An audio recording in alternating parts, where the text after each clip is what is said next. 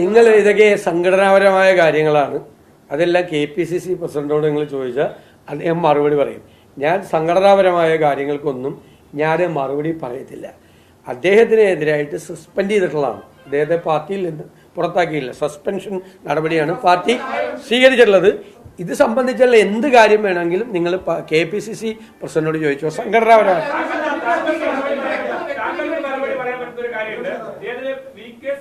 കഴിഞ്ഞ ദിവസം പറഞ്ഞത് അദ്ദേഹം പ്രചരണത്തിൽ ഉൾപ്പെടെ ഇറങ്ങുന്നത് UDFന്റെ MLA ആയതുകൊണ്ടാണെന്നാണ്. UDFന്റെ MLA ആണെന്ന് പറയുമ്പോൾ അങ്ങനെ ഒരാൾ ഇറങ്ങുമ്പോൾ സ്വാഭാവികമായിട്ടും അതിന് താങ്കൾ മറുപടി. ഈ കാര്യത്തെ കുറിച്ച് എനിക്ക് പറയാനുള്ളത് എല്ലാം പറഞ്ഞു കഴിഞ്ഞു. ഞാൻ നിങ്ങൾ ആഗ്രഹിക്കുന്ന മറുപടി എന്റെ കയ്യിൽ നിന്ന് കിട്ടില്ല.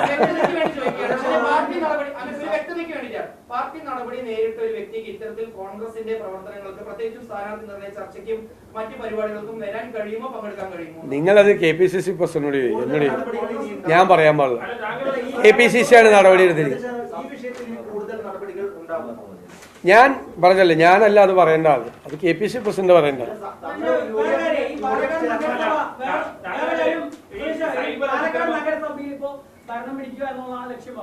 അപ്പൊ ഈ ഇത്തരത്തിലുള്ള ഒരു വ്യക്തിയെ മുൻനിർത്തിയിട്ട് നിങ്ങൾ വോട്ട് തരുമ്പോൾ അതിന് മോശം ഇമ്പാക്ട് അല്ലേ ഉണ്ടാക്കുക?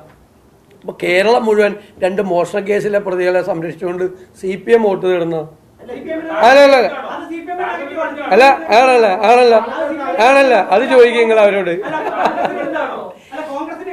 ഞാൻ ഇതിൻ്റെ അകത്ത് വളരെ ക്ലിയർ ആയിട്ട് പറഞ്ഞില്ലേ, നിങ്ങൾ എന്തിനാണ് ഈ ചോദ്യം ചോദിക്കുന്നത്? ഇപ്പോൾ ഞങ്ങൾ ഈ വിഷയം ഞങ്ങളുടെ മുമ്പിൽ വന്നപ്പോൾ ഞങ്ങൾ നടപടിയെടുത്തു. നിങ്ങൾ നടപടി എടുക്കാത്ത ആളുകളോട് പോയി ചോദിക്കുക എന്തിനാ ഞങ്ങളോട്. എന്താ ഞാൻ ഒറ്റ ചോദ്യത്തിൽ എൻ്റെ മറുപടി ഒറ്റ വാചകമാണ്.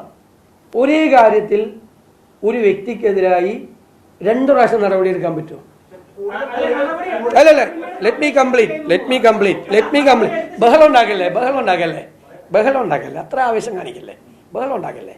ഞാൻ മറുപടി പറയല്ലേ, ഒറ്റ നിങ്ങളുടെ എല്ലാ ചോദ്യങ്ങൾക്കും എൻ്റെ ഒറ്റ വാചകത്തിലുള്ള മറുപടിയാണ്. നടപടിയെടുത്ത ഒരു പാർട്ടിയുടെ പ്രതിനിധിയായിട്ടാണ് ഞാനിവിടെ ഇരിക്കുന്നത്. ഒരേ കാര്യത്തിൽ ഒരു വ്യക്തിക്കെതിരായിട്ട് 2 പ്രാവശ്യം നടപടി എടുക്കാൻ പറ്റുമോ? അത്രയേ ഉള്ളൂ മറുപടി. നീ ഒന്നുമില്ല, നത്തിങ് മോർ. വേറെ ഏതെങ്കിലും വിഷയം ചോദിക്കും.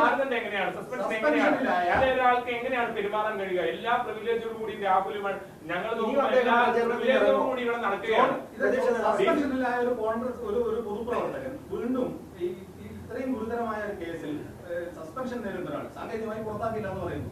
പക്ഷെ ആ സസ്പെൻഷനിലുള്ള ഒരാള് വീണ്ടും പൊതുപ്രവർത്തന രംഗത്ത് സജീവമാകുന്നത് ഒരു നല്ല മാതൃകയാണോ? അതിപ്പം സംഘടനാപരമായി ഞാൻ നോ കമന്റ്സ്. ഞാൻ പറയാനുള്ളത് ഞാൻ പറഞ്ഞു കഴിഞ്ഞു. പിന്നെ നിങ്ങൾ ആഗ്രഹിക്കുന്ന മറുപടി നിങ്ങൾ എന്തായാലും, ഞാനിത് വളരെ കൃത്യമായിട്ട് പറഞ്ഞാണെങ്കിലും നിങ്ങൾക്ക് ഓരോരുത്തർക്ക് ഇഷ്ടപ്പെട്ട ടൈറ്റിലായിരിക്കുമല്ലോ നിങ്ങൾ കൊടുക്കുന്നത്. VD സതീശൻ അങ്ങനെ പറഞ്ഞു, ഇങ്ങനെ ഞാൻ പറയാതെ കാര്യമായിരിക്കുമല്ലോ കൊടുക്കുന്നത്. പ്രത്യേകിച്ച് കൈരളിയും ദേശാഭിമാനിയും.